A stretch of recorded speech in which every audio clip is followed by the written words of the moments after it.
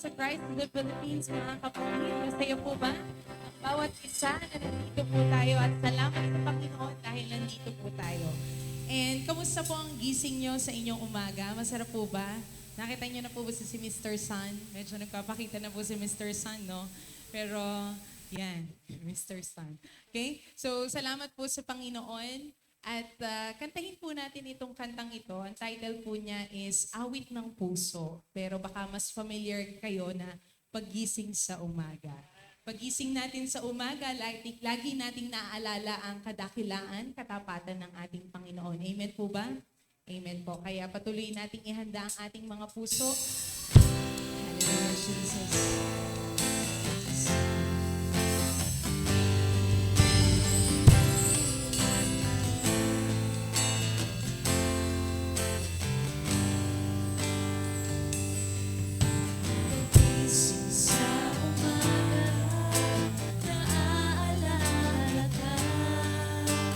Sasabik ang puso ko na makapiling ka. Umaawit, sumasamba, sumasayaw sa'yo. Naghihintay na pangungusap mo. Minsan pa pagising sa umaga, pagising sa umaga, naaalala ka. Nasasabik ang puso ko na makapiling ka. Umaawit, sumasamba, sumasayaw sa'yo. Naghihintay ng pangungusap mo. Ayaw kong magkulang ng kapangyarihan mo. Ayaw kong magkulang ng kabanalan mo. Jesus, dakila ka, tanging sandigan ko. Lakas ko ay nanggagaling sa'yo. Pagising sa umaga, naaalala ka. Nasasabik ang puso ko na makapiling ka. Umaawit, sumasamba, sumasayaw sa'yo. Naghihintay ng pangungusap mo. Ayaw kong magkulang ng kapangyarihan mo. Ayaw kong magkulang ng kabanalan mo. Jesus, dakila ka, tanging sandigan ko. Lakas ko ay nanggagaling sa'yo. Ayaw kong magkulang, ayaw kong magkulang ng kapangyarihan mo. Ayaw kong magkulang ng kabanalan. Jesus, dakila ka. Jesus, dakila ka, tanging sandigan ko. Lakas ko ay nanggagaling sa'yo. Sabihin mo sa Panginoon, ayaw kong magkulang ng kapangyarihan mo. Ayaw kong magkulang ng kabanalan mo. Jesus, dakila ka, tanging sandigan ko. Lakas ko ay nanggagaling sa'yo. Minsan pa ayaw kong magkulang ng kapangyarihan mo. Ayaw kong magkulang ng kabanalan mo. Jesus, dakila ka, tanging sandigan ko. Lakas ko ay nanggagaling sa'yo. Lakas ko ay nanggagaling sa'yo. Lakas ko ay nanggagaling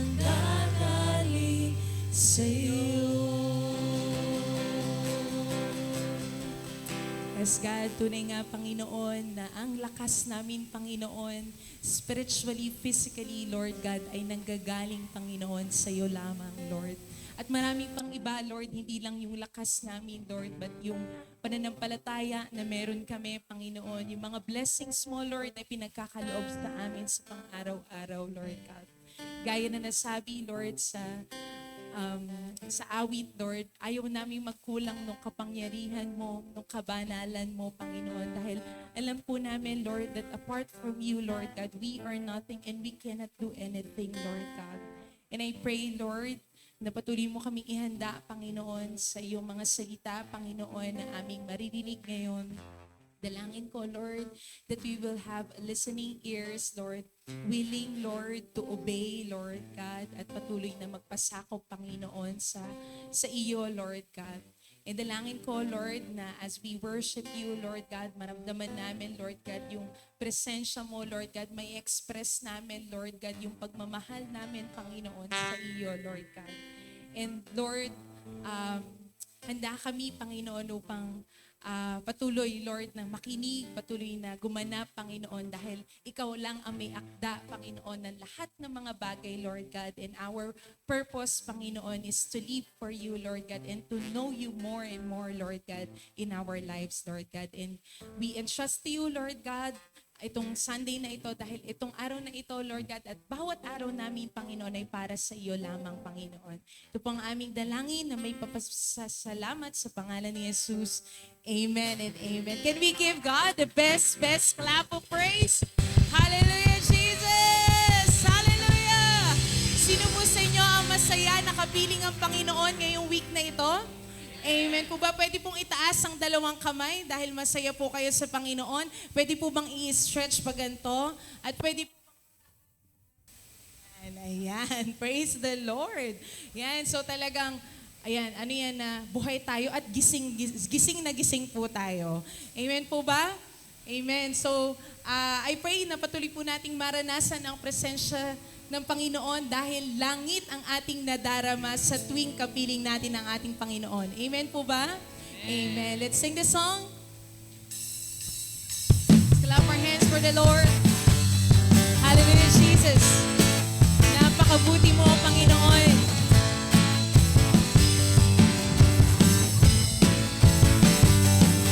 Ang kailangan ko ay pag-ibig mo, O Diyos, sa buhay ko.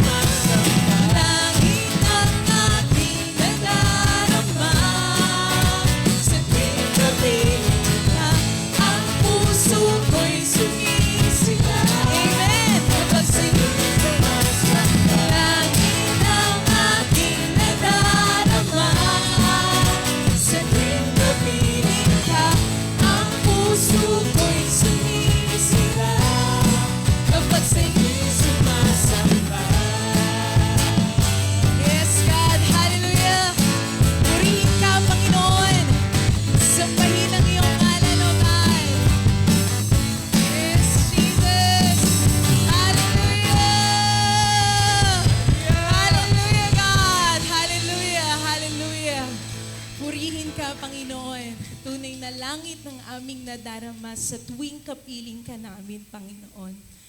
And dun sa tuwing kapiling ka namin, Panginoon, may assurance, Panginoon, dahil kami ay may pag-asa, kami ay puno ng pagmamahal mo, Panginoon.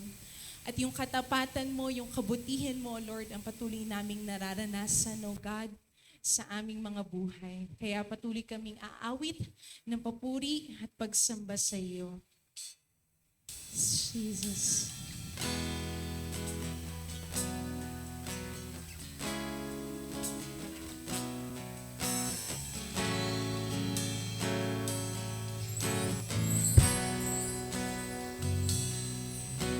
Katapatan mo, Diyos, tunay at dakila.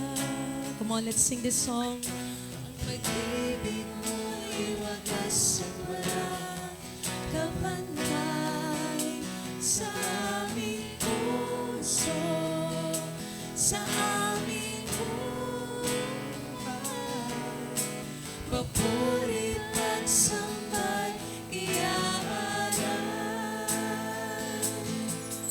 Bukas noon ngayon, magpagkailanman, luwalhatiin ka. Minsan pa katapatan mo, O Diyos. Katapatan mo, Diyos, tunay at dakila. Pag-ibig mo, sky, wagas at walang kapantay sa aming puso, sa aming buhay. Papurit pagsampay iaalay. Bukas noon at ngayon, magpagkailanman, luwalhatiin ka.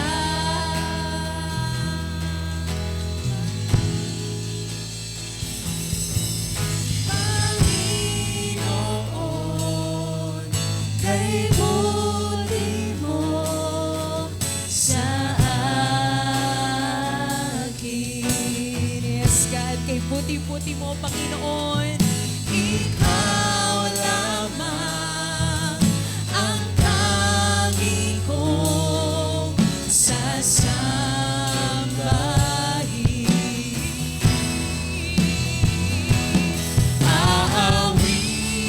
Aawitan kita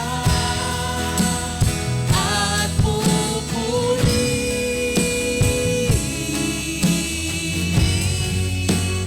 Panginoon.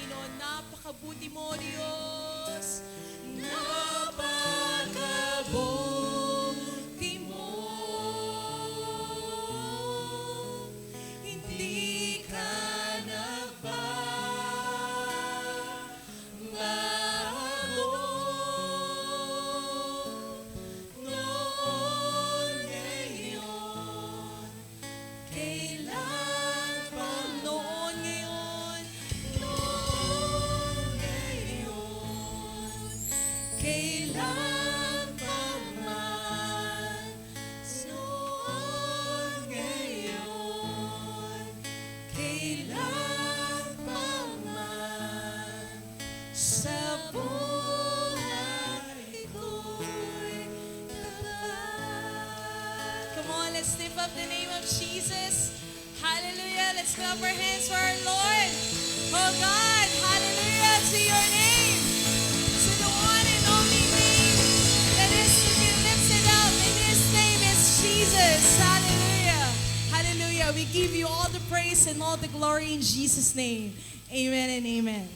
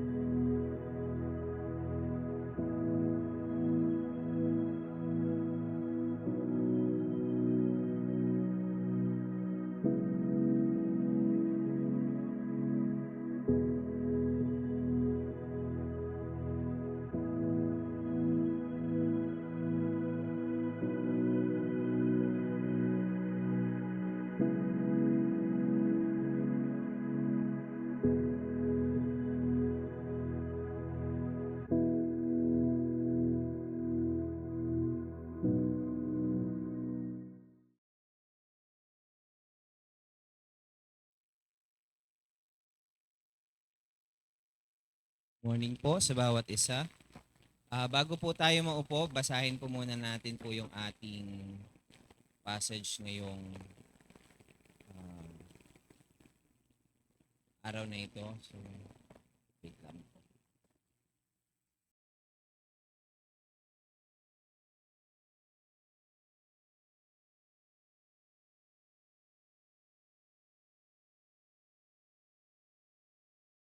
So, Revelations chapter 3 verses 1 to 6. So babasahin ko sa English and then mamaya sa Tagalog. Basahin po natin. And to the angel of the church in Sardis write, the words of him who has the seven spirits of God and the seven stars. I know your works, You have the reputation of being alive, but you are dead. Wake up and strengthen what remains and is about to die. For I have not found your works complete in the sight of my God. Remember then what you received and heard. Keep it and repent. If you will not wake up, I will come like a thief, and you will not know what are I will come against you. Yet you have still a few names in Sardis, people who have not soiled their garments, and they will walk with me in white, for they are worthy. And the one who conquers will be clothed thus in white garments, and I will never blot his name out of the book of life. I will confess his name before my Father and before his angels. He who has an ear, let him hear what the Spirit says to the churches. Sa Tagalog, basahin po natin. At sa anghel ng iglesia sa Sardis, isulat mo, ito ang mga sinasabi niya na may 7 espiritu ng Diyos at 7 bituin. Alam ko ang iyong mga gawa. Kilala ka bilang buhay, subalit ikaw ay patay. Gumising ka, palakasin mo ang nakatitira sa iyo na malapit ng mamatay. Sapagkat natagpuan kong kulang ang iyong mga gawa sa paningin ng aking Diyos. Kaya't alalahanin mo ang iyong tinanggap at narinig. Gawin mo ito at magsisi ka. Kung hindi ka gigising, darating ako parang magnanakaw at hindi mo alam kung anong oras ako darating. Subalit, mayroon pang ilan sa Sardis na ang mga damit ay walang bahid. Lalakad silang nakaputi kasama ko sapagkat sila'y karapat-dapat. Ang nagtatagumpay ay magdadamit ng puti at kailanmay hindi ko buburahin ang pangalan niya sa aklat ng buhay. Kikilalanin ko ang pangalan niya sa harap ng aking Ama at ng kanyang mga anghel. Makinig ang mga may pandinig sa sinasabi ng Espiritu sa mga iglesia. Tayo po ay manalangin. Panginoong Diyos, salamat po sa pagkabasa ng iyong banal na salita. Hayaan mo nga na ang iyong salita ay mangusap sa bawat isa sa amin.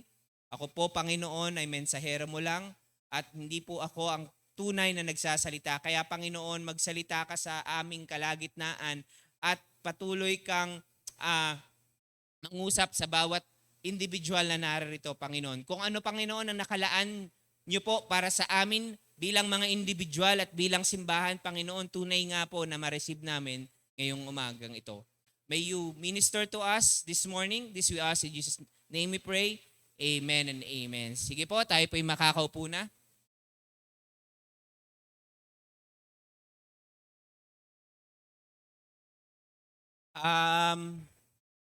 So once again, ano nga pong team natin ngayong buwan na ito? A church that, yan, tapikin niyo yung katabi niyo. Church, sabi niyo, church, okay, listen. Yan, listen. Narinig niyo yung mga binasa natin kanina? Oo, sabi, walang matutulog, sabi dun sa wala yata, wake up pala, gumising pala, So, pag-uusapan natin yan. Pero naririnig niyo na ba yung salitang listen, di ba? Sino mga teachers dito? Taas ang kamay. Teachers. Teachers. Parang kakaunti. Marami tayong teachers. Ayan. Ewan ko, nababanggit nyo ba? Yung mga estudyante dito, narinig nyo ba ito sa mga teacher nyo? Makinig. Lalo na pag maingay. Kids, o kaya grade ganito, tapos may section pa. Makinig. Naririnig nyo madalas sa mga teacher nyo? Mga CEF teachers. Ba? Ano nga tawag doon sa ating ano tawag natin? Kids Church, pag tinatawag natin sila. Super Kids, yon. Makinig. Makinig.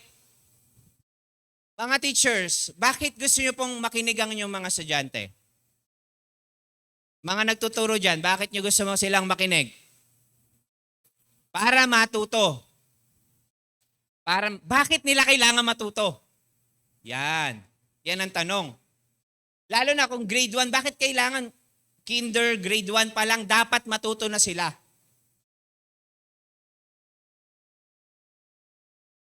Mga teachers, i-confirm nyo kung tama ang pananaw ko. Pag hindi sila natuto ng essential sa grade 1, mahihirapan sila mag-grade 2. Tama?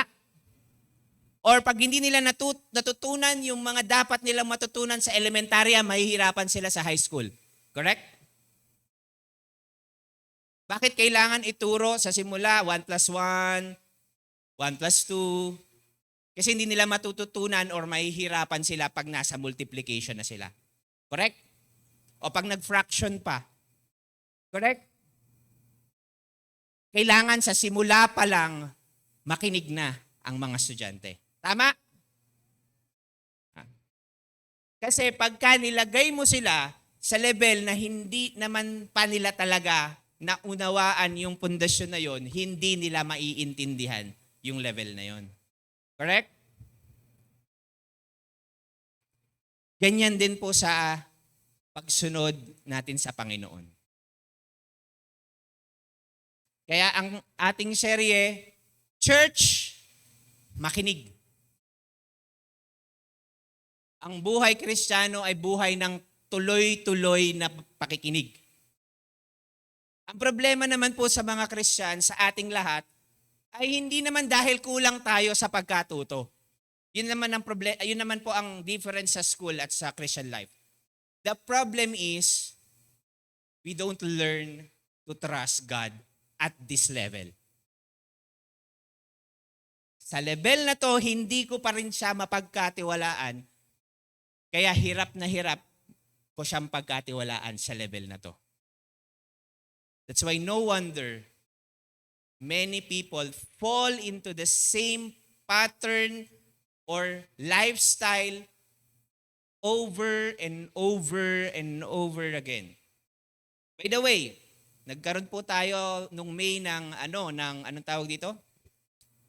Ating anniversary. And ako personally, sa isang banda natutuwa, sa isang banda, I am hopeful. I am joyful, but I am hopeful sa isang banda. Because based po doon sa ating spiritual journey evaluation as a church, sa knowledge base or sa kaalaman, tayong lahat majority leaders. Wow. Wow. Sa knowledge phase. Pero sa functional phase, lahat tayo children. I'm not saying lahat, but majority. Lahat tayo bata. In order for us to grow from one stage to another, hindi kulang tayo sa kaalaman. We don't trust God enough.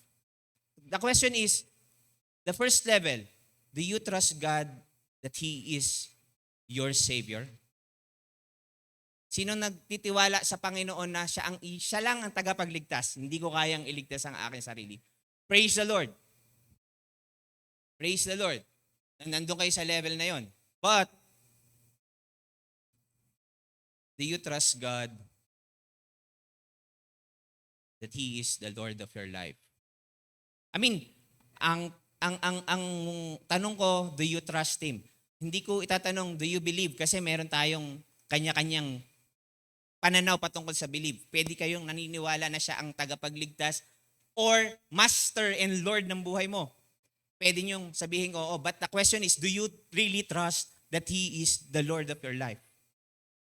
Do you trust God sa level na to na paano pagka binigay ko yung buhay ko sa iba? Paano pagka kinumit ko yung life ko sa discipleship and making disciples? Paano itong mga bagay na to? The question is, hindi mo alam ang gagawin. The question is, do you trust God?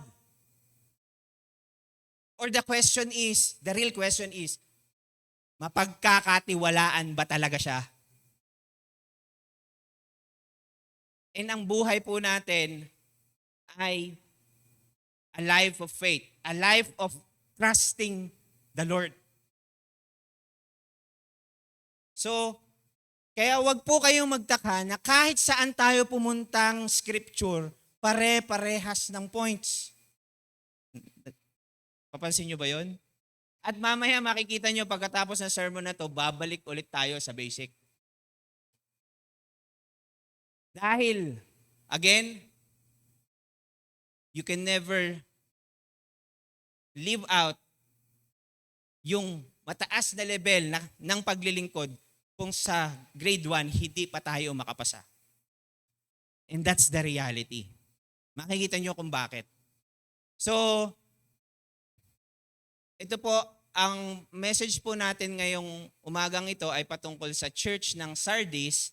Pero bago na tayo pumunta doon ay balikan natin yung mga simbahan. At mapapansin nyo, hindi naman bago itong mga, sino dito 20 years na dito sa church, 30 years kasi 37 years na tayo. I mean, lahat ng naririnig nyo, paulit-ulit. Tama ba? Iba't iba lang yung dating, iba't iba lang yung presentation kasi nga, iba't iba yung pinanggalingan, iba't iba yung nagmemensahe.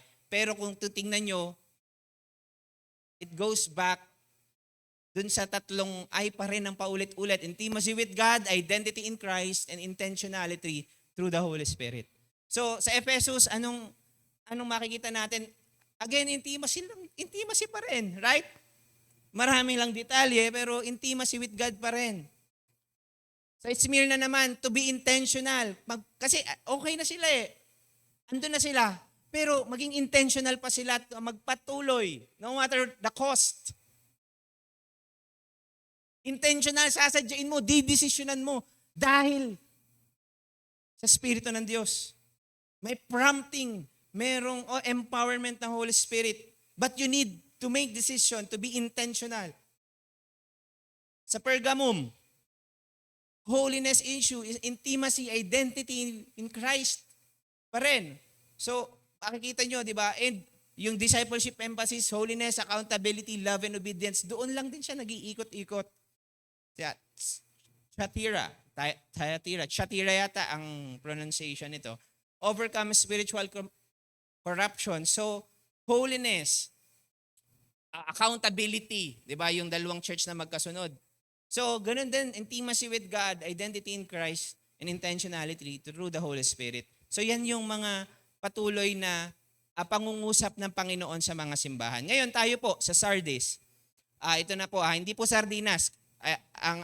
Pero matatandaan, ano yan, yung patungkol sa wake up, sardinas yun, Sardis yun na church. Pagka nag-quiz tayo, alam na natin, pagka ito yung issue ng church, ito yung council, ano nga ba ito? Makikita nyo ngayon. So pag-uusapan natin ay yung church sa Sardis, wake up and strengthen what remains. So, verse 1 and chapter 3. So, to the angel of the church in Sardis. So, again, binanggit na rin ito paulit-ulit ni Pastor Voltaire, yung when Jesus addresses the angels, it is likely the leader or the spiritual representative of the church. Ang kausap ang sinusulatan dito ay yung mga spiritual leader, the group leader, or yung pastor. To the angel of the church in Sardis. Yun po yung symbolism. Ngayon, yung Sardis, so a konting context and brief introduction patungkol sa bayan ng Sardis. So, ito po yung Sardis, ito po dating napaka glorious, mayaman na city. Dati, ayan. Kahit nung time na yon, pa-decline na rin. So, kilala po siya sa na mayaman na lugar dahil sabi nga nung iba, si King Croesus, nung time na yon, doon siya namamalagi at kino-consider yung king na yon na isa sa naging pinakamayaman sa history ng kasaysayan. Ayan. Pinakamayaman. At lalong-lalo na kilala yung Sardis dun sa military yung lugar niya. Kasi meron siyang natural defense. Yung lugar niya puro cliffs. So kaya basically napakagandang lugar yung Sardis, lalo na defensively yung strategic.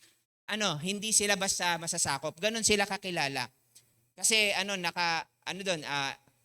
it was built on mountain with steep cliffs. So, meron siyang natural na defensible para sa war.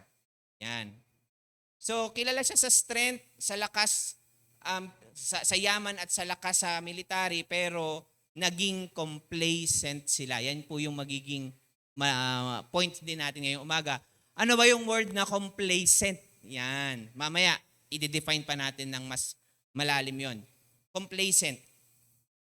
So, naging overconfident sila sa kanilang security, sa kung anong meron sila, at yun yung nagpabagsak dun sa mismong bansa na yun, sa lugar na yun, sa Sardis. So ngayon, anong connection nito doon sa church in Sardis, sa maliit na simbahan doon? Kung ano yung, ang sabi ng iba, kung ano yung nangyayari doon sa lugar na yon ay mirror lang nung spirituality ng church. Parehas. Kasi ang ina-address din sa church ay spiritual complacency. Na kung paanong yung mismong lugar ng Sardis ay naging complacent dahil mayaman na sila, okay sila, malakas sila, bumagsak sila dahil naging akala nila okay sila. Kaya, minsan okay lang na hindi maging okay. Kaysa naman nagpapanggap na okay. It will lead to our downfall. Ano po? Kaya napakahalaga ng accountability and a lifestyle of confession. It's sometimes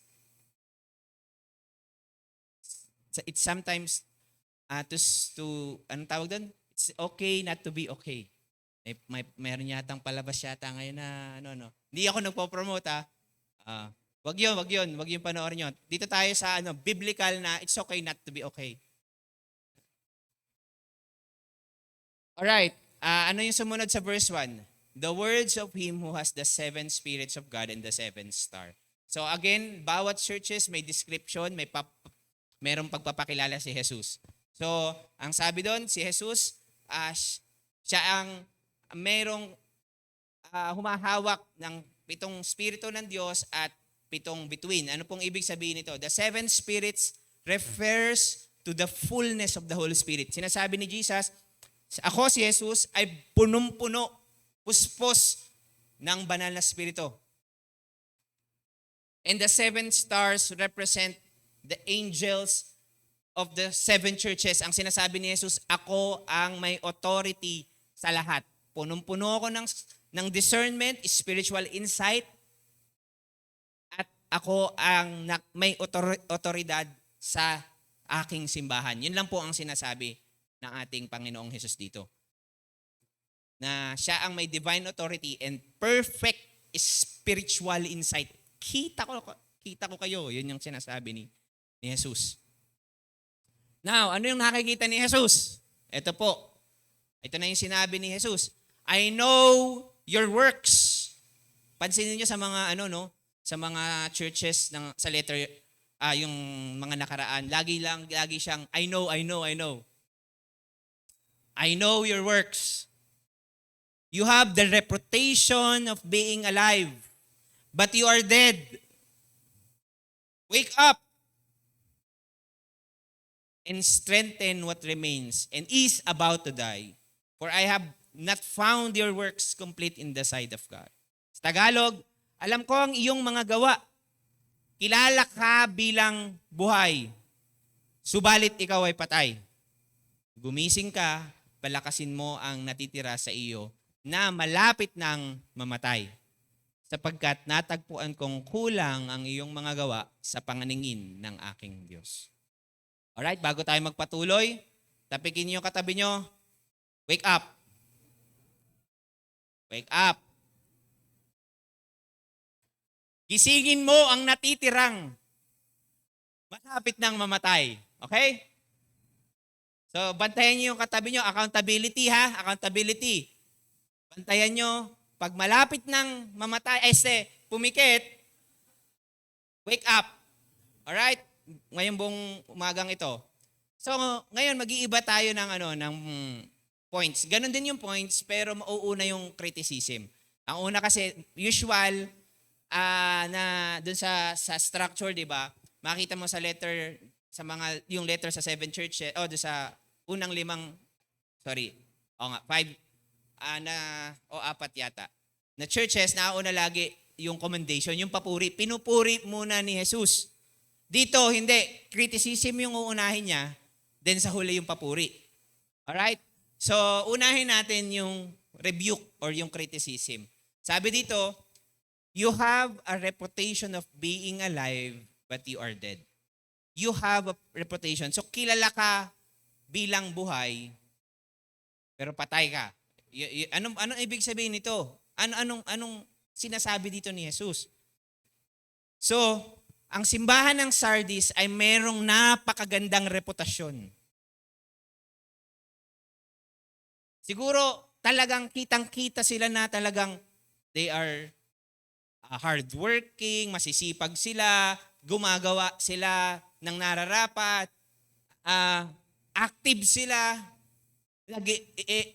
nag-house to house, nagdi-discipleship, nagmi-ministry, mababait silang tao, kitang-kita, magandang reputasyon nila. Bakit? Possibly due to past faithfulness or outward activities. Dahil maganda yung pinapakita nila.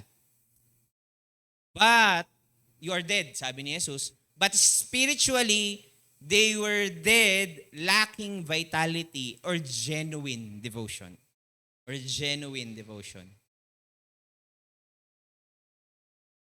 Tayo mga leaders kami, mga pastor, sasablay kami sa discernment eh.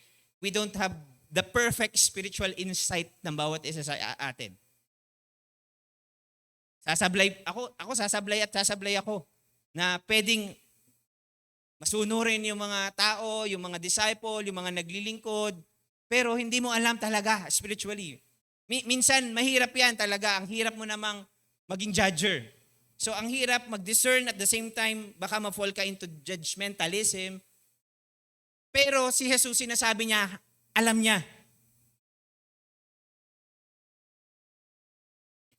Alam niya. So, ang rebuke, marahil kitang-kita yung outward faithfulness nyo. You go to church, you attend the group, you do Bible study, you do one-to-one. You serve the church. Kung saang ministry ka nandun. Marahil yun. Pero sabi ni Jesus, kita ko, you are far away from me. I know. Pwedeng madaya mo yung leaders, pero kita ni Jesus. So ano pa? Kaya ang sabi ni Jesus, gumising ka at palakasin mo yung natitira pa na malapit nang mamatay. Wow!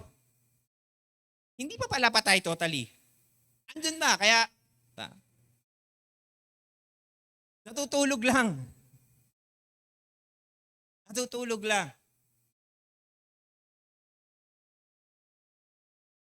Jesus calls them to spiritual alertness.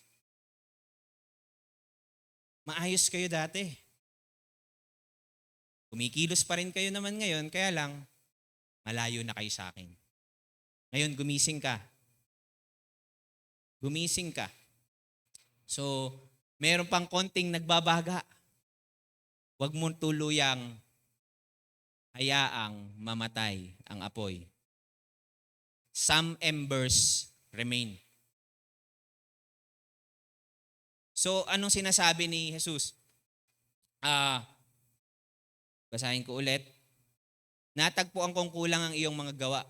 Take note, ang mga gawa dito, hindi yung inactive ako, hindi yun. Hindi po yung pinupunto ni Jesus. Ang sinasabi niya, yung mga gawang galing sa genuine devotion and intimacy with the Father. Yun po yung sinasabi ni Jesus. Hindi na sila gumagawa. Hindi, gumagawa sila. Kilala nga sila na may magandang reputasyon. Pero gumagawa sila, pero hindi dahil sa malalim na kaugnayan sa Panginoon. Lack of sincerity and genuine devotion. So yung walang fruit, walang real fruit, walang totoong bunga. So ang rebuke niya ay, palakasin, gumising, patay kayo, So yun yung criticism. Maganda man ang reputasyon nyo, pero totoo, malayo ang kaugnayan natin. Sabi ni Jesus. So, remember then what you have received and heard. Ito na yung ito yung counsel. So nauna yung criticism, ngayon ito yung counsel. Alalahanin mo, di ba? Keep it and repent. If you will not wake up, I will come like a thief and you will not know what hour I will come against you. So ito yung counsel and then meron din siyang parang warning at the same time. Kaya't alalahanin mo ang iyong tinanggap. So meron na silang tinanggap eh. Again, tingnan niyo po sumusulat po ang ating Panginoon sa mga simbahan. Ang kausap niya hindi mga unbeliever. Pero namumuhay na parang unbeliever. Pero ang sinasabi ng Panginoong Hesus, ina-address niya yung mga issues dun sa bawat simbahan. At dito, ang counsel niya, alalahanin mo ang iyong tinanggap. Parang yung alalahanin mo yung 1 plus 1. Hindi ka makapasa sa multiplication. Balikan mo yung subtraction and addition. Magiging easy sa'yo ang multiplication. Marahil lumayo na sila. Nakakalimutan na nila kung ano ang kanilang tinanggap at narinig. Ano yun? Walang iba kundi ang mabuting balita, the message of the gospel. Babalik lang doon. Yun yung counsel. Bumalik kayo sa basic. Maganda na ang reputasyon namin Active nga kami. Nasa leadership na nga. Hello.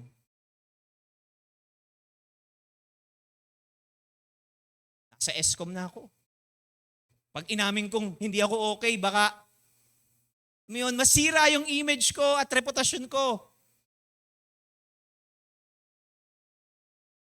You can fool people but never Christ. You can never fool Christ.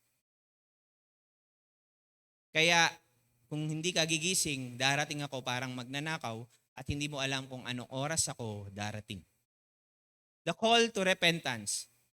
So, ang sabi kanina, remember, keep it or obey it, sa ibang translation, and repent. So yung remembrance and repentance dapat magkaugnay.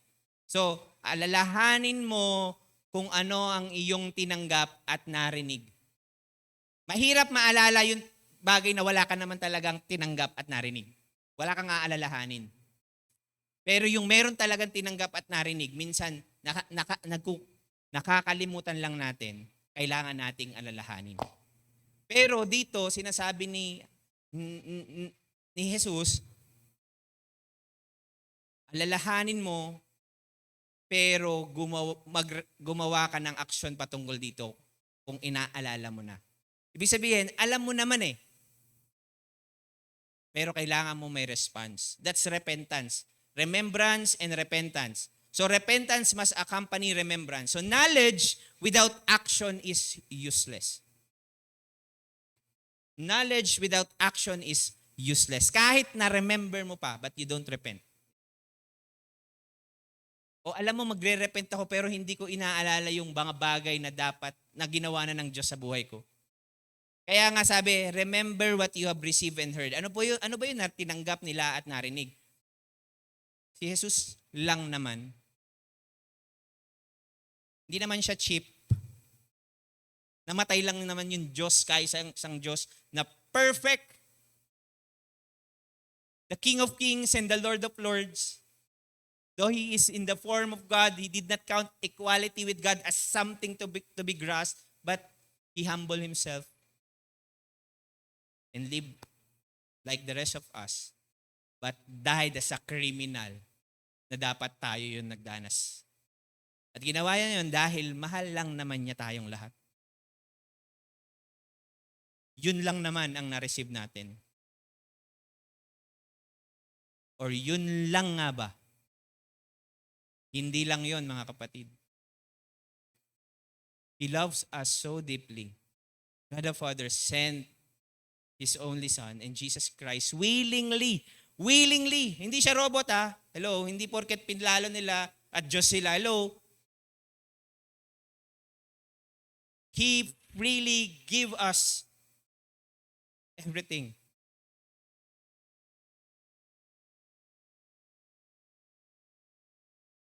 So itong counsel ng sa church ng Sardis is a call to return to the gospel and the teaching they once embraced.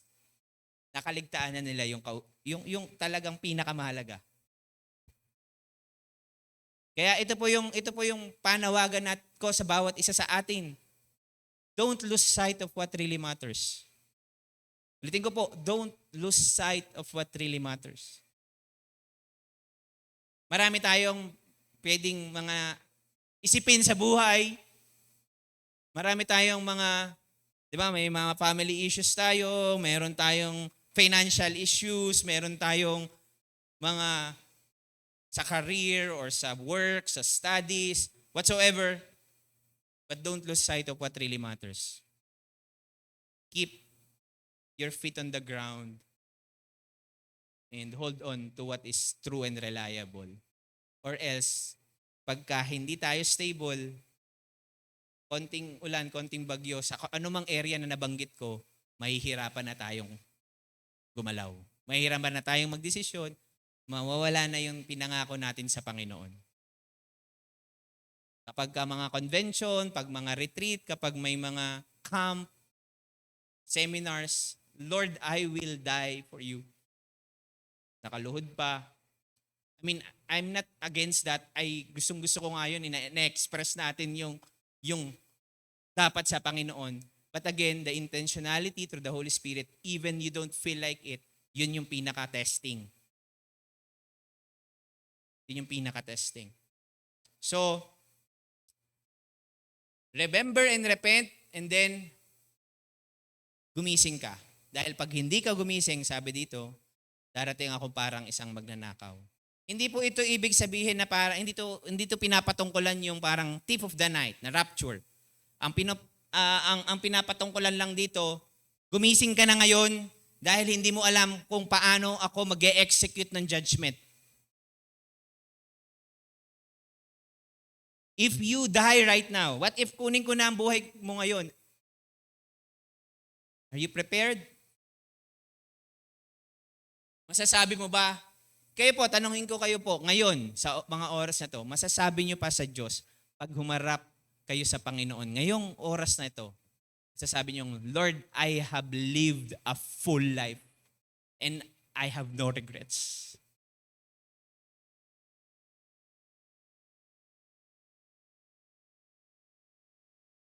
Kaya nyo na bang sabihin ngayon sa Panginoon, Lord, napamuhay ko yung buhay ko ng masaya. Yung ganap at kasaya-saya sa iyo.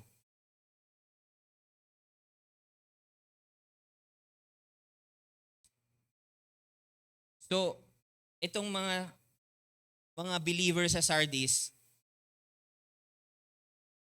kilala silang maayos. Siguro maayos ang program nila, siguro maayos yung church structure nila. Siguro organized sila, pero malayo sila sa Panginoon. Tulog sila. Kaya, darating ako, didisiplinahin ko kayo, pero hindi nyo alam kung paano ako sisipa. Tingnan natin ang kondisyon ng ating families. Baka may gustong ipahiwatig ang Panginoon sa bawat isa sa atin, especially us parents, fathers. Kamusta ang nangyayari sa ating pamilya? Baka matagal na tayong gustong kausapin at kaugnayin ng Panginoon, binabaliwala natin, nakikita natin yung resulta sa paligid. Tinatamaan yung mga dapat, hindi naman. Kamusta po ang inyong mga pamilya? And by the way, pag-pray natin, excited na po ako personally, dahil gusto ko pa rin matuto. Susunod na series natin will be, of course, Stewardship Series. For the month of August, it will be Faith and Finances. And then, for the next 2 months, September and October, we'll have the series of Family Discipleship. So, tingnan natin. Makaakala natin okay tayo sa Panginoon, pero may mga disciplinary action na palang ginagawa ang Lord sa mga buhay natin, pero hindi natin pinapansin dahil ayaw nating aminin, masisira ang aking reputasyon.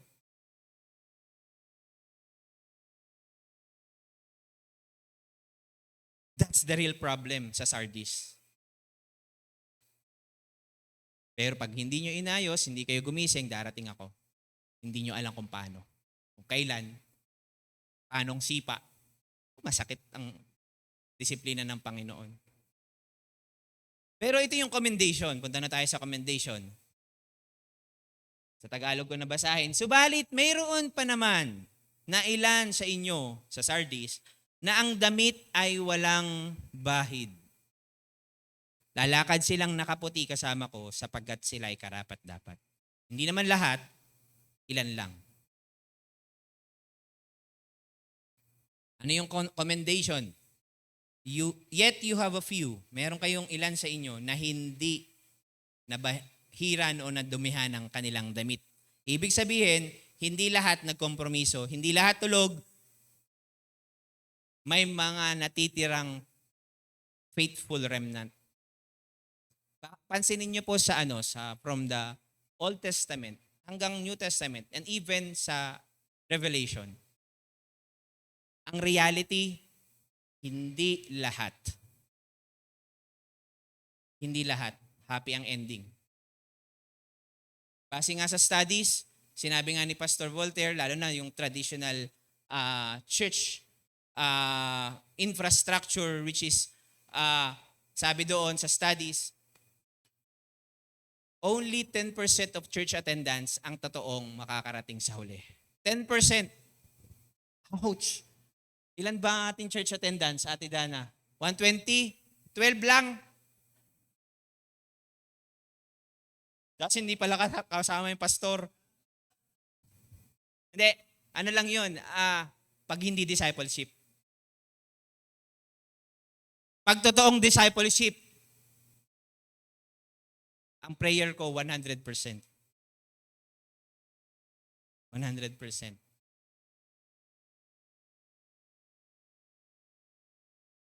So, mayroong ilan daw ang hindi na nagkompromiso, na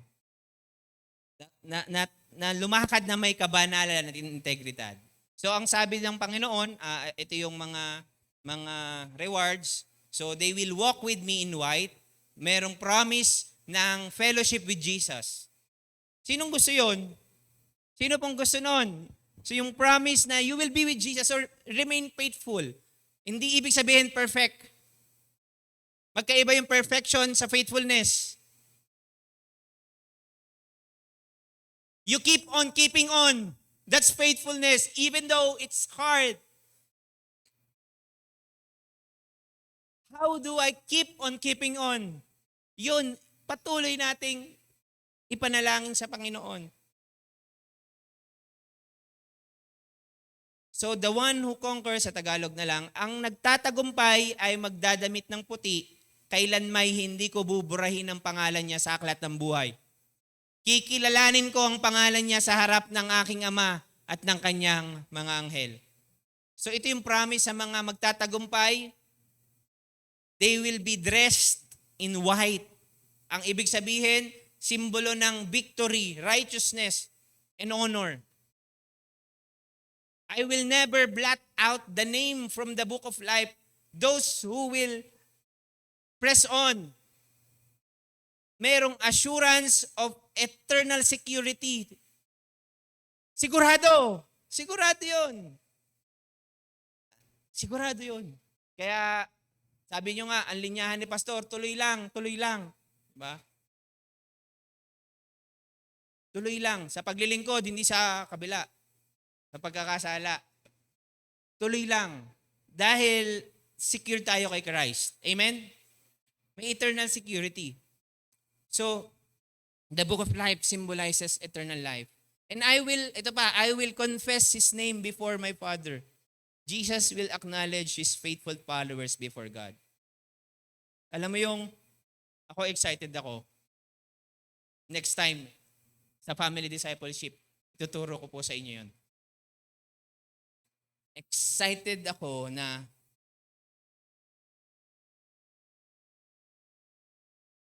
i-present ako ng aking ama sa lahat. This is my son. Anak ko to. Proud ako dito. Ang sabi ni Jesus, I will confess His name before my Father in heaven. Iko-confess yung bawat pangalan natin sa Diyos. Ito yun. So, gusto nyo ba yun? We may have failed relationships or families dito sa mundong to, but I tell you, Jesus will confess your name. And He will be proud.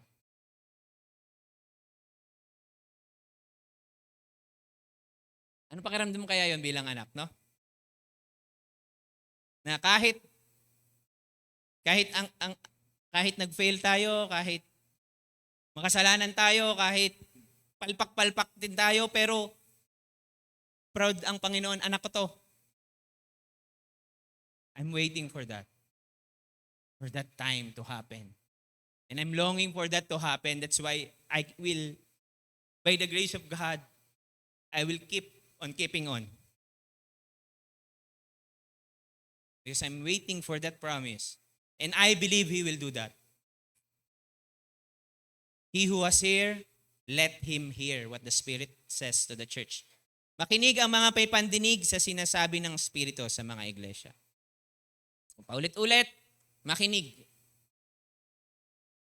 So, para i-summarize at i-simplify yung ating pag-aaral sa church, patungkol sa church sa Sardis, so I'll give you some principles to remember and some practical applications to live as bilang mga disipulo ng Panginoon. So, meron tayong 5 principle to remember. Una, reputation versus reality. Ano yung principle? Outward success can mask inward depth. Are you more concerned of your reputation than the reality of your spiritual condition? Tagalog, mas concerned ka ba sa imahe na gusto mong ipakita kaysa sa totoong nakikita ng Diyos sa iyong buhay?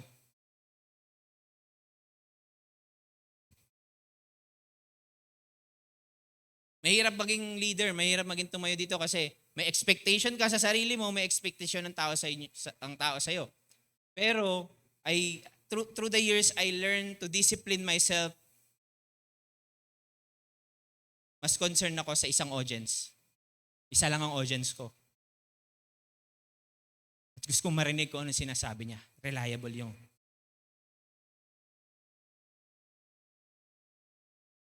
Minsan maapektuhan ka ng tao na pag may mga comment sa'yo, pero minsan apektado ka rin ng mga papuri. Mahirap yun. Mahirap maapektuhan ng papuri at ng mga komento. Pag leader ka, hindi ka dapat nakadepende doon. Isa lang ang audience mo. And I learned to establish that kind of discipline sa aking buhay. Though mahalaga naman yung meron tayong reputation, of course, alangan namang din natin. But that's the outcome na lang ng ating kaugnayan sa Panginoon. Na nabubulok na yung loob mo, malayo ka na sa Diyos, pero pinipilit mo pang ipakitang okay ka. Kasi ang tagal ko ng leaders, hindi ko ako nakakapag-reproduce, hindi ko nagagawa yung dapat. So pipilitin ko, magpapakita kong okay, pero kitang-kita na naman, may problema ka. Sa karakter, may problema ka. Sa mga areas na to, may tuturo kami eventually sa mga ilang areas ng spiritual growth indicators. Madalas kasi ang indicator natin sa spiritual growth, ministry skills lang. Nagbabasa na to, nakakapag-lead na to ng Bible study, nakakapag-teach na to. O meron pang ibang areas. Kamusta yung habits? Kamusta yung attitudes? Kamusta yung values? Pinapahalagan yung virtues? Faith, hope, love, blah, blah, blah. Kamusta yung relationships? Yan pa yung mga ilang areas na tinitingnan. Kaya mga kapatid, Teka, mamaya na lang yun kasi may application pa nga pala. Mapasobra na ako. So, reputation versus reality. Spiritual complacency. Ito yun. Wakefulness and repentance are required. Ito yung problema sa complacency. Ang complacency kasi, hindi mo nakikita yung danger. Mas okay pa nga yung bagsak ka eh. Alam mo yun eh. Yung spiritual complacency, ito yung nakakatakot. Yung self-satisfied ka, pero unaware ka talaga ng totoong danger. You are really in danger, pero ang pakiramdam mo, you're okay. Delikado yun. Yun po yung spiritual complacency. Yung akala mo okay ka, pero ang totoo, patay ka. Kaya yun yung sinasabi. Pero gumising ka.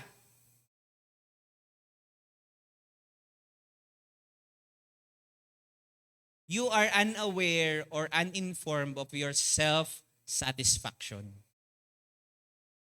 Yun yung nangyari sa Sardis. Malakas sila, okay sila, sa militar at sa kayamanan, pero bumagsak sila kasi akala nila okay na sila. At hindi nila nakita yung danger. So ano pa? Faithful remnant. Ito yung principle. Ito yung kailangan din nating panghawakan, mga kapatid. Nakikita niya tayo kung tayo nagtatapat. Yung mga tapat, minsan hindi nakikita. Minsan hindi na-appreciate. Yung mga patuloy na naglilingkod, lalo na yung wala naman sa spotlight, huwag kayong mag-alala, mga kapatid. Nakikita kayo ng Diyos. Sa church na to, huwag kayong mag-alala. Hindi ko man masabi, nakikita namin kayo. I see you. And I always pray for you and give thanks sa inyo. Ako, every time may mga sumasaging tao sa mind ko, pinagpapasalamat ko kayo sa Panginoon.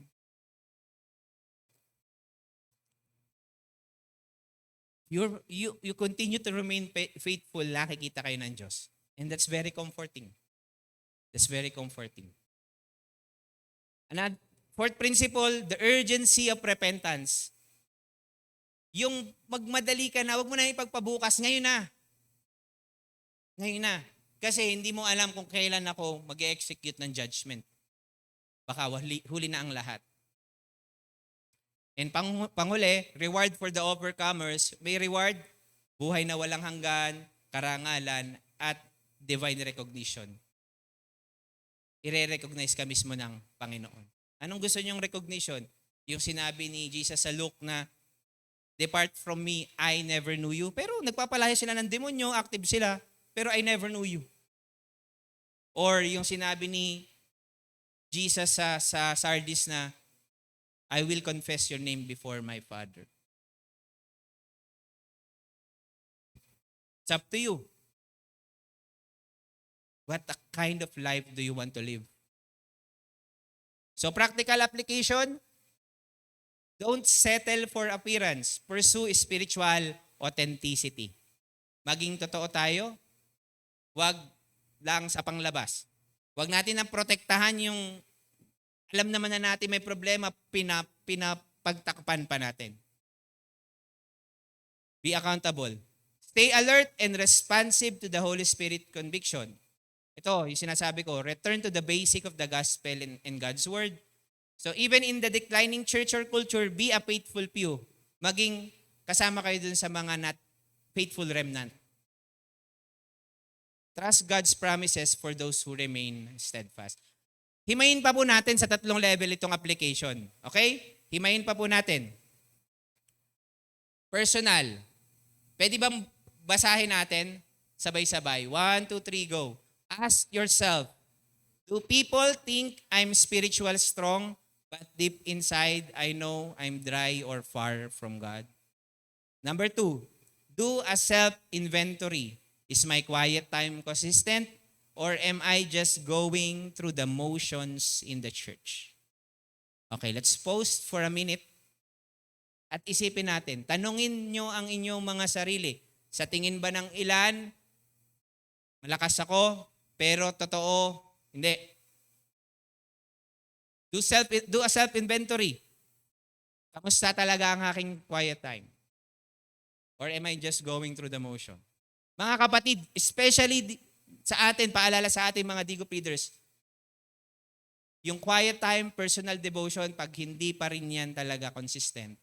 I'm not saying checklist yung talagang merong tuloy-tuloy na kaugnayan sa Panginoon. I tell you, hindi nila kayang mag-lead. It will be matetest naman natin yan along the way. Personal application, personal pa rin. Reignite your spiritual discipline. Palakasin ulit natin yung mga spiritual discipline. Babalik ulit tayo, no? Paulit-ulit lang kami dito. Pray. Read your Bible. Kamusta yung fellowship? Recommit with small steps. Pang baby pa rin po talaga ito, mga kapatid. Kasi pagka hindi natin ito nalampasan, hindi tayo makakapunta sa susunod. Again, hindi masama na bumalik lagi dito. Lalo na kung ito naman talaga ang pinakang kailangan. Ito, mahalaga po ito. Address warning signs of compromise early. Yan, minsan nagkukulang ako dyan. Yung hindi mo, yung mayroon ka ng parang hint. Mayroon ka ng konting, anong tawag dito, pagdududa in a way. Kaya lang, alam mo yun, kung kailan malala na ang lahat, di ko pa na-address. So sabi dito, i-address na kaagad yung signs ng compromise habang maaga pa. Ba't kaya hindi na ito nagpapakita? Ba't kaya umiiwas na sa akin? Hindi mo alam, malalim na pala sa kasalanan. Or, ba't hindi na nagko-confess? Dati, normal yung lifestyle ng confession. Ba't hindi na nag-update ng mga... Wag naman tayo mag-update ng parang kung anong kinain ko, saan ako. Wag naman tayo parang mag-update for the sake of updating. Be real. Update your real spiritual condition. So, wag na tayong mag-antay. I-address na natin sa ating mga sarili, pero kung tayo may dinadisciple, magtulungan tayo. Kesa yung, alam niyo yung parang sa pelikula, yung ECG, diba? Yung buhay pa.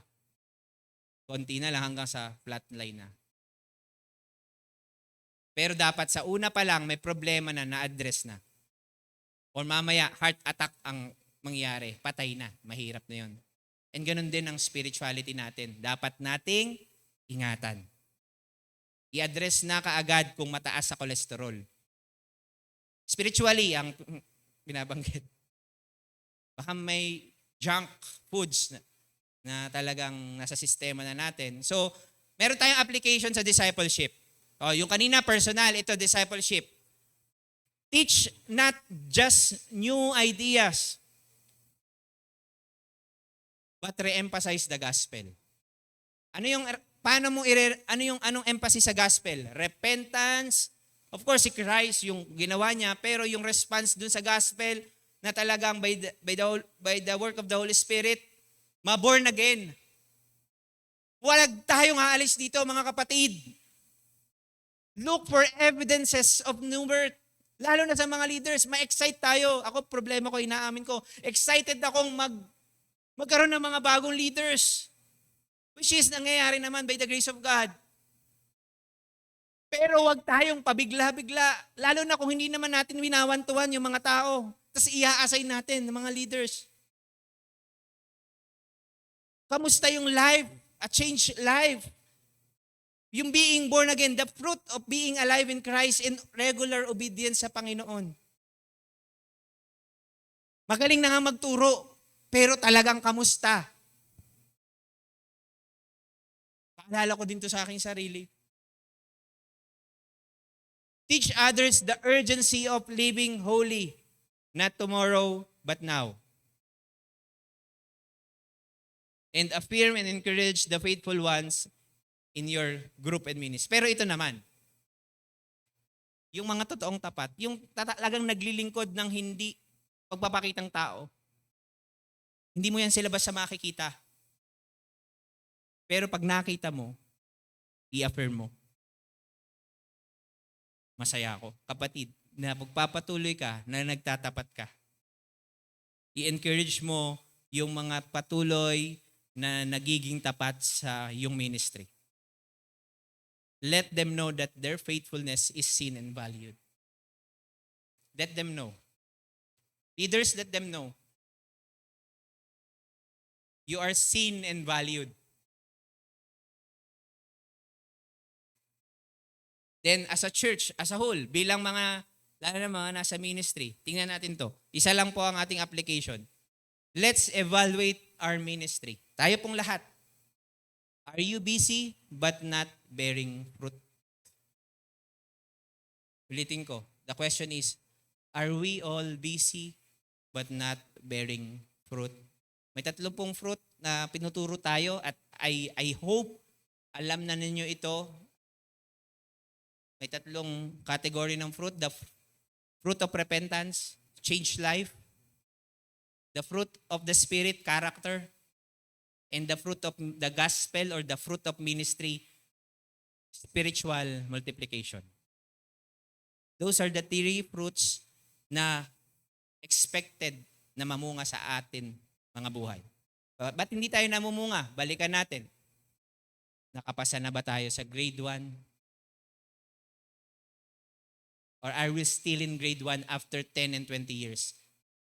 We still talk about the struggle, about who we are, who God is. Pero I tell you, pag nakatapos ka sa elementary, madali na ang lahat.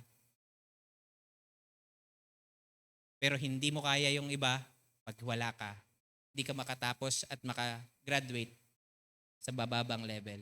Which is, hindi siya mababang level, kundi pinaka-importanteng level. The foundational level. So, let's all stand and let's pray sa Panginoon na tulungan niya tayong lumago. Ang maganda naman kay Christ, hindi niya tayo ginajudge or kinokondemn. Mapapansin niyo dito sa mga sulat niya, actually, ang mas na-appreciate ko hindi yung commendation kundi yung rebuke. Kasi pwede na siya mag-execute ng judgment sa mga ito. Pero bakit kaya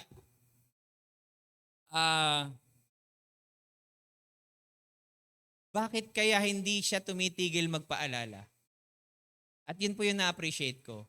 At isa lang po lang ang aking konklusyon, mahal niya ako. Mahal na mahal ako ng Panginoon. Sabihin mo nga sa katabi mo, mahal ka ng Diyos. Makinig ka na ngayon. Okay? O yung mga mag-asawan dyan, huwag kayong magtulakan. Mahal tayo ng Panginoon. And these messages ay hindi para tayo i-condemn or para ibaba ang ating moral, kundi gusto niya ngang tayong itaas. Gusto niya tayong makapiling sa huli. Because He loves us so much that He will do everything for you. But please, mag-respond ka na ngayon. Please, tanggapin mo ng anak ka na niya. Walang kasalanan ng makakapagpaalis nun sa'yo. Mahal ka niya. Hindi dahil sa bla bla bla. Mahal ka niya, period. Tanggapin mo na. God wants to use you. God wants you to live a kind of life na yung buhay na ganapat kasiya-siya. Maraming sa atin na nabubuhay lang.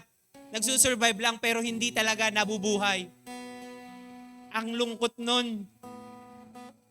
Kaya mga kapatid, God wants us to live our lives to the fullest. And paano yun? If we become disciple and make disciples. Yun lang yung buhay na talagang masasabi mong magiging ganap at kasiyasiya. Yung una, sasabihin mo, Lord, I am ready and willing to be your disciple. I will follow you. And I will help others to follow you. Ang sarap ng buhay na ganun. Hindi ka namubuhay para sa iyong sarili, kundi para sa Diyos na namatay para sa iyo.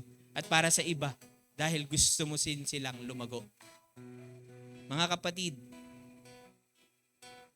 kung tayo nandun pa lang at hindi tayo makaalis-alis sa baby stage, sa childish attitudes, you need to make a decision right now. Am I going to really follow Christ? Will I deny myself? But again, ang pinakamahalagang tanong, nagtitiwala ba talaga ako sa'yo? Or, katiwa-tiwala ka ba talaga? Kayo lang ang makakasagot niyan. Lord, thank you po sa time namin together. Salamat sa mga patuloy na pagpapaalala mo sa amin. Help us. We are weak and fragile. Madalas kaming nakakatulog.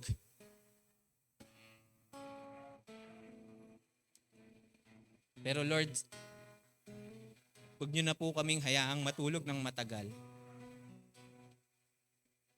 Gisingin niyo kami kahit masakit yung paggising niyo sa amin. Gisingin niyo na kami. Dahil nakakatakot ng malayo sa iyo. Nakakatakot. Kaya Lord, once again, we want to commit our lives to you. We want to desire more of you sa aming mga buhay. Help us, Lord, na hindi lang talaga mag-go through the motions of doing the Christian lives. Yung bang parang doing the checklist of Christianity, but tulungan mo kaming mapamuhay yung buhay namin na talagang ganap at kasiya-siya. Yung buhay na sumusunod sa iyo at tumutulong sa iba na sumunod din sa iyo. There's no other way to live the Christian life than to do discipleship. Real, genuine discipleship. And it will start with us, with me. So Lord, I decide to follow you. And I will deny myself. I will die and discipline myself so that you will say me to the end, well done, my good and faithful servant. We want to be acknowledged before our Heavenly Father. Na ako ay anak mo. And we're looking forward for that promises. Kaya Lord, salamat na hindi mo naman kami iniwan na mag-isa, kundi binigay mo na ang lahat. Ang aming Panginoong Hesus at the same time ang banal na Espiritu para magawa namin ito. Binigay mo na ang lahat. Kaya Lord, we know we can because ikaw ang nagbigay nito. Kaya Lord, thank you God for our time together, for this church. May we truly become mature. Patuloy nga na hindi na kami magbingi-bingihan. Thank you Lord. At salamat po. I-bless niyo po ang bawat isa na narito at maghiwa-hiwalay kami ng mayroong dala sa aming puso na inspirasyon na talaga ng sumunod at mamuhay na para sa iyo. Salamat. At alam ko na ikaw ang makakagawa ng mga bagay na to dahil ikaw lang ang patuloy na nagbibigay sa amin ng lahat upang mapumuhay ang dapat naming ipamuhay. Thank you Lord for the grace and mercy. May the love of God the Father and the grace of our Lord Jesus Christ and the fellowship of the Holy Spirit be with us all. To God be all the glory. Maraming pong salamat. Amen. Patuloy po tayong lumapit sa Panginoon. Patuloy tayong magpasiyasat sa Panginoon at magpasakop sa Kanya. And let's sing the song.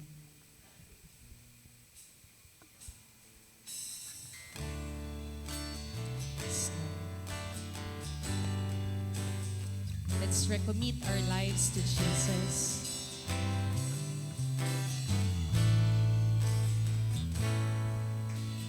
Puso ko'y dinudulog sa'yo, nagpapakumbaba, nagsusumamo. maging dapatin mo.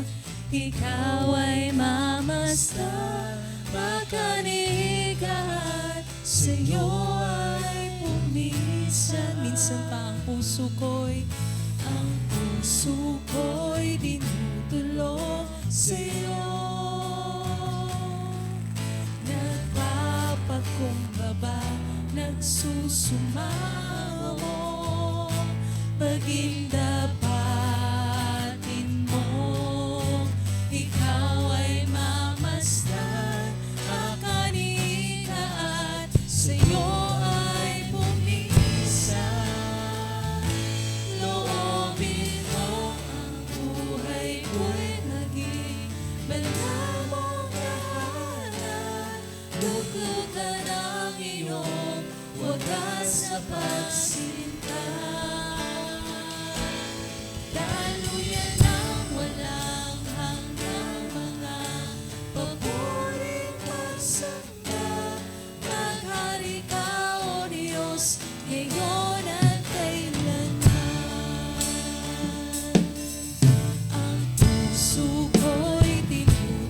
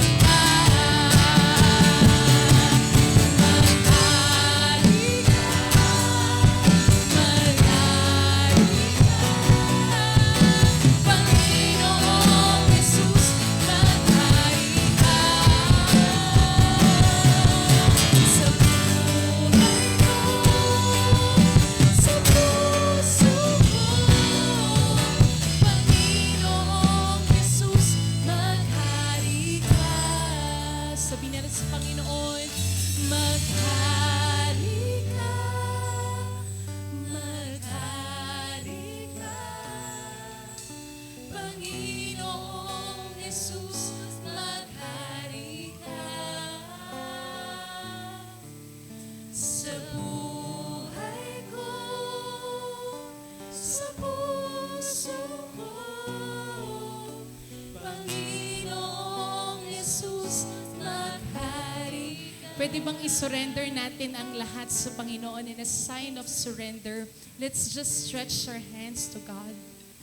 And let's take time na patuloy na pagharian ng Panginoon at sabihin sa Panginoon na maghari ka, O Diyos, sa buhay ko, sa puso ko. God. Let's sing this song. Maghari ka, maghari ka, Panginoong Jesus, maghari ka. Sa buhay ko, sa puso ko, Panginoong Jesus, maghari ka. Keep on singing. Maghari ka, maghari ka, Panginoong Jesus, maghari ka. Sa buhay ko, sa puso ko, Panginoong Jesus, maghari ka. Yes, God, maghari ka po sa aming mga buhay, sa aming mga pamilya, Panginoon, sa bayan namin, Panginoon, sa buong buhay namin, O God. Maghari ka, Panginoon, sa buhay ko, Sa puso ko, Panginoong Jesus, maghari ka. Yes, Lord. Maghari ka, maghari ka, Panginoong Jesus, maghari ka. Oo, Panginoon. Sa buhay ko, sa puso ko, Panginoong Jesus, maghari ka. Panginoong Jesus, maghari ka. Panginoong Jesus, maghari ka. Yes, God. Maghari ka, Panginoon, sa buhay namin, sa puso namin. At ito ang aming dalangin na may pasasalamat at may pananampalataya, may gagawin ka at may gagawin ka sa aming mga puso, O God. Ito po ang aming dalangin sa pangalan ni Jesus. Amen and amen.